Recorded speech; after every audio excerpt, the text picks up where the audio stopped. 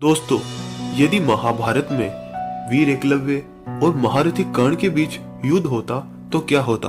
दोनों योद्धा महान धनुर्धर थे, लेकिन हम लोग महारथी कर्ण के बारे में बहुत कुछ जानते हैं। पहले बात करते हैं वीर एकलव्य की। दोस्तों, अगर आप चैनल पर नए हैं तो प्लीज चैनल को पहले सब्सक्राइब कर ले और बेल आइकन को ऑन कर। कहा जाता है एकलव्य हिरण्यधनु नामक निषाद का पुत्र था। उसके पिता सरंगवे राज्य के राजा थे।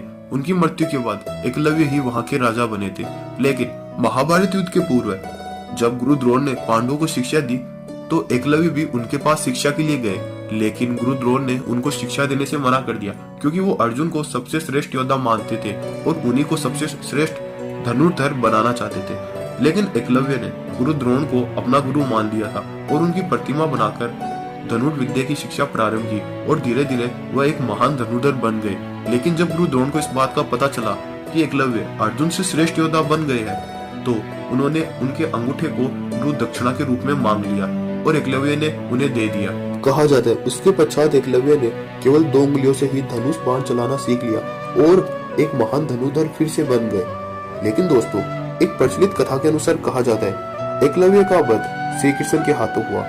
कहा जाता है कि श्री कृष्ण के शत्रु मानने वाले जरासंध के साथ मिल गया था एकलव्य। जरासंध की सेना की तरफ से उन्होंने मथुरा पर आक्रमण किया, जिससे एकलव्य ने यादव सेना को अर्थात श्री कृष्ण की सेना को पूर्णतः खंडित कर दिया।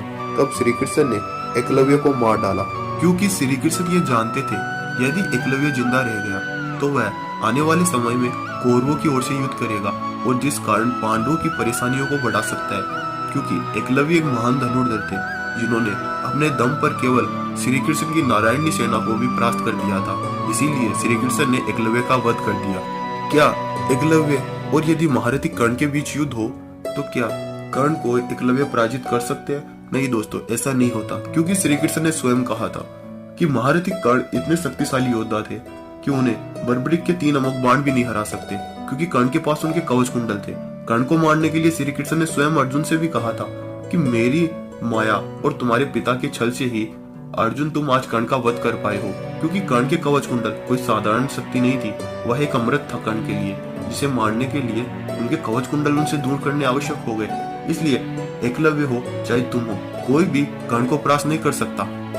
तो दोस्तों, अगर आपको हमारी स्टोरी पसंद आई तो प्लीज चैनल को सब्सक्राइब कर बेल आइकन को ऑन कर दें।